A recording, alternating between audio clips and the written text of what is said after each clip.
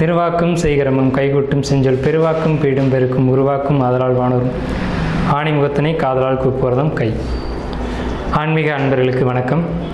நாம் இந்த டாப்பிக்கில் பார்க்கக்கூடிய தலைப்பு அப்படிங்கிறது 12 ராசி அல்லது 12 லக்னங்கள்.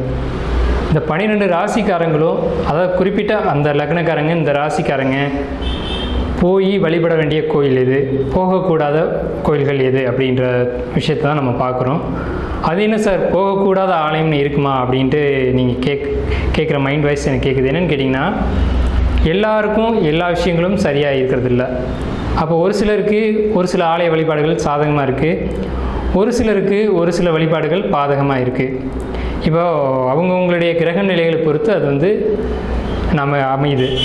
இப்போது நம்ம ஒரு காய்ச்சல் போனோம் அப்படின்னா காய்ச்சலுக்கான மருத்துவத்தை மட்டும்தான் நம்ம எடுத்துக்கணும். தலைவலிக்கான மருத்துவத்தை எடுத்துக்கிட்டோம் அப்படின்னா அது தப்பாயிடும். அது மாதிரி தான் என்ன பிரச்சனையோ அதுக்கான தீர்வுகள் நம்ம ஜாதகத்தில் சொல்லப்பட்டிருக்கும். அந்த மாதிரி தான் அந்த 12 ராசிக்காரங்களுக்கும் 12 லக்னக்காரங்களுக்கும் அந்த லக்னத்தை பொறுத்தும் ராசியை பொறுத்தும் கிரகங்களை பொறுத்தும் சில வழிபாடுகள் ஏற்றதாகவும் சில வழிபாடுகள் பாதகமாகவும் அமையும். ஸோ அதை தான் நம்ம இந்த வீடியோவில் பார்க்க போகிறோம்.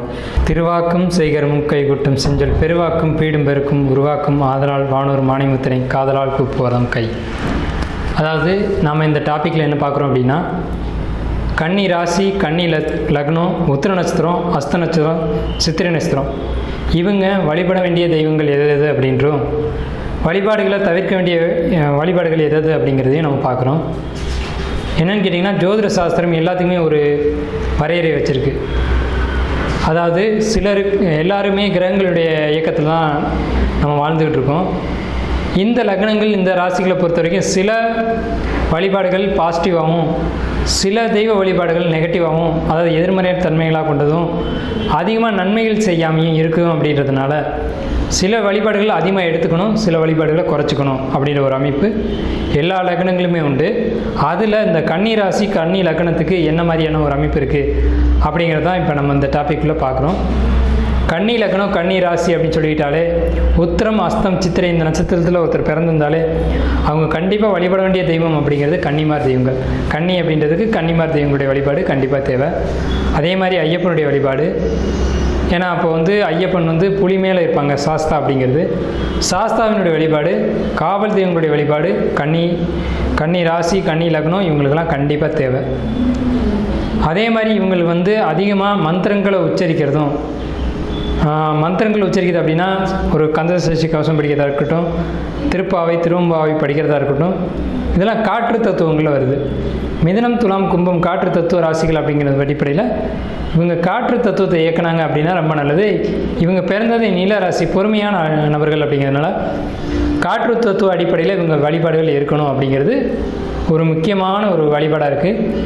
ரொம்ப என்ன அவசியம்னு கேட்டிங்கன்னா, பிரதோஷ நேரங்களில் இவங்க வீட்டிலேயே சிவனுக்கு அபிஷேகம் பண்ணுறது, அன்னைக்கு உண்ணாவிரதம் இருந்து சிவனுக்கு இவங்க கையாலே பூஜை பண்ணி அந்த சிவபுராணம்லாம் படிக்கிறது அப்படிங்கிறது ரொம்ப பெரிய ஏற்றம். கன்னிராசி கன்னி லக்னத்துக்கு ரொம்ப பெரிய ஒரு முன்னேற்றத்தை இது கொடுக்கும். இது சாதாரணமாக எடுத்துக்க வேண்டியதில்லை. அதே மாதிரி முருகனோட வழிபாடு, முருகனை குறிப்பாக பாத யாத்திரை போய் வழிபாடு பண்ணுறது அப்படிங்கிறதெல்லாம் குறைச்சிக்கணும். அதே மாதிரி அம்மன் தெய்வ வழிபாடுகள் அவ்வளோ பெரிய சிறப்பு இவங்களுக்கு கொடுக்கறது இல்லை. அம்மன் தெய்வ வழிபாடுகள் சிறப்பு இல்லை. அதே மாதிரி காவல் தெய்வ வழிபாடுகள் ரொம்ப அவசியம், அத்தியாவசியம் எல்லாருக்குமே. அதில் கன்னி லக்னம் கன்னி ராசிகளுக்கும் அத்தியாவசியம்தான். ஆனால் இப்போ ஒரு முக்கியமான கருத்து என்னன்னு கேட்டிங்கன்னா, ஒருத்தர் கன்னி ராசி கன்னி லக்னத்தில் பிறக்கிறாங்க அப்படின்னாலே குலதெய்வத்தோட அனுகிரகம் அவங்களுக்கு இல்லை அப்படின்றதான் அர்த்தம். ஸோ அந்த இவங்க என்ன செய்யணும் அப்படின்னு கேட்டிங்கன்னா, ஆத்மார்த்தமாக அந்த தெய்வத்தை வழிபாடு பண்ணும்போது அவங்க இறங்கி வருவாங்க. ஸோ இது ஒரு முக்கியமான விஷயம். நீர்நிலைகள் சார்ந்த வழிபாடுகள், தெய்வங்களுடைய வழிபாடுகள், ஆலயங்களுக்கு போகிறதா இருக்கட்டும், இந்த வழிபாடுகளை இவங்க குறைச்சிக்கணும். வேணான்னு சொல்ல, பாதிக்கும்னு சொல்ல, குறைச்சிக்கணும் அப்படிங்கிறது தான் நம்ம சொல்கிறோம்.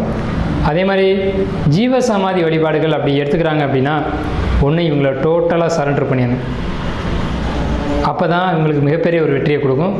சித்தர்களுடைய வழிபாடு இவங்களுக்கு பாதிப்பை தரும்னு சொல்ல முடியாது. ஆனால் அதுக்கு நேர்மாறாக என்ன சொல்கிறோம்னா, இவங்க அவங்கள்ட்ட இவங்கள ஒப்படைச்சிடணும். நீங்களே என்னை இயக்குங்க, நீங்களே என்னை வழி நடத்துங்க அப்படின்னு சொல்லி ஒப்படைச்சிடணும். அப்போ மட்டும்தான் அது ரொம்ப சிறப்புடையதாக இருக்கும் அப்படிங்கிறத நம்ம சொல்கிறோம். குறிப்பாக கன்னி ராசி கன்னி லக்னங்களுக்கு ஒரு சாபம் உண்டு. என்னன்னு கேட்டிங்கன்னா, குருநாதருடைய ஆசீர்வாதம் கிடைக்கிறது இல்லை. அதனால் இவங்க குருமார்களை நிந்திக்கக்கூடாது, திட்டக்கூடாது, வஞ்சிக்கக்கூடாது. குருமார்கள் மனசு புண்படும்படியாக எந்த ஒரு காரியத்தையும் நடந்துக்கூடாது.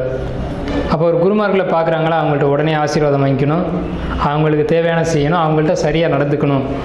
அப்படிங்கிற ஒரு விஷயம் கன்னி ராசி கன்னி லக்னங்களுக்கு இந்த வழிபாட்டு முறைகளில் இது ஒன்று உண்டு இவங்களுக்கு.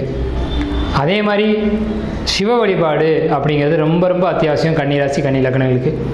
அது எந்த சிவனாக இருக்கட்டும், குறிப்பாக விவசாய நிலங்களுக்குள்ளே இருக்கக்கூடிய சிவபெருமானுடைய வழிபாடு அப்படிங்கிறது மிகப்பெரிய உச்சத்தை தரும், மிகப்பெரிய உச்சத்தை தரும். யாருக்கு? இந்த கன்னி ராசி கன்னி லக்னம், உத்திர நட்சத்திரம், அஸ்த நட்சத்திரம், சித்திரை நட்சத்திரத்தில் பிறந்தவங்களுக்கு.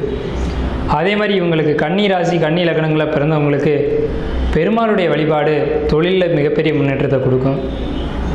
அம்மன் வழிபாடு சிறப்பு இல்லைன்னு சொல்லிட்டோம். ஜீவசமாதி வழிபாடு நன்மைகளை தரும். அதே மாதிரி புற்று வழிபாடு, புற்றுள்ள அம்மன் வழிபாடு இவங்களுக்கு பெரிய ஒரு ஏற்றத்தை கொடுக்கும். புற்றுள்ள அம்மன்லேயும் நாகம்மன் நாகத்தம்மன்லாம் ரொம்ப முக்கியமாக வழிபாடு இவங்க எடுத்துக்கணும். அதே மாதிரி பாம்பு மேலே சயனக்கூடத்தில் இருக்கக்கூடிய தெய்வங்கள் எதுவாக இருந்தாலும் வழிபாட்டுக்கு இவங்க எடுத்துக்கலாம். பெரிய ஒரு அனுகிரகத்தை அது செய்யும் கன்னி லக்னத்தில் கன்னி ராசியில் பிறந்தவங்களுக்கு. ஏன்னு கேட்டிங்கன்னா, இப்போ பஞ்சனை ஆயில்ய நட்சத்திரம் தான். ஸோ பஞ்சனையில் படுத்த தெய்வங்கள், அது ரங்கநாதராக இருக்கட்டும், இது மாதிரி அனந்த சயன பெருமாளுடைய தெய்வங்களாக இருக்கட்டும், இந்த மாதிரி பெருமாள் தெய்வங்கள், அதுவும் அனந்த சயன பெருமாள் வழிபாடுகள்லாம் பண்ணுறது அப்படிங்கிறது தொழிலுக்கும் லாபத்துக்கும் உத்தியோகத்துக்கும் மிகப்பெரிய முன்னேற்றங்களை நிச்சயமாக கொடுக்கும். பெரும்பாலும் இவங்க கன்னி ராசி கன்னி லக்னம் தவிர்க்க வேண்டியது என்னன்னு கேட்டிங்கன்னா, கிரிவலம் போகிறது, பாத யாத்திரைகள் போகிறத தவிர்த்துக்கணும். குறிப்பாக மீண்டும் சொல்கிறேன், தீர்த்த யாத்திரைகள் போகிறதா இருக்கட்டும், நடைப்பயணமாக போகிறத தவிர்த்துக்கணும். சரராசிகள் இவங்களுக்கு செட் ஆகாது அப்படிங்கிறதுனால சரராசிகள் தான் யாத்திரைகளை சொல்லும், நகர்ந்து கொண்டே இருக்கிறத சொல்லும். அந்த மாதிரி விஷயங்களை குறைச்சிக்கிட்டு ஒரே இடத்துல இருந்து, அதனால தான் வீட்டிலேயே பிரதோஷ காலங்களில் பூஜை பண்ணுங்கள், அது வாயிலேருந்து மந்திரங்களை உச்சரிங்க, ஆத்மார்த்தமான வழிபாடு பண்ணுங்க அப்படின்னு நம்ம சொல்கிறோம். கன்னி லக்னம் கன்னி ராசி பொறுத்த வரைக்கும் இருக்கிற இடத்துல தனிமையை தேர்ந்தெடுத்து ஒரு தனிமையில் இருந்து வழிபாடு பண்ணணும், ஆத்மார்த்தமான வழிபாடு பண்ணணும், காவல் தெய்வங்களை வழிபாடு பண்ணணும். புலி மேலே இருக்கக்கூடிய காவல் தெய்வங்களை வழிபாடு பண்ணுறாங்கன்னா ரொம்ப சிறப்பு. ஸோ கன்னிமார் தெய்வங்களை வழிபட்டாங்க அப்படின்னா ரொம்ப ரொம்ப சிறப்பு. ஸோ இதுதான் கன்னி ராசி கன்னி லக்னங்களுக்கான வழிபாட்டு முறைகள்.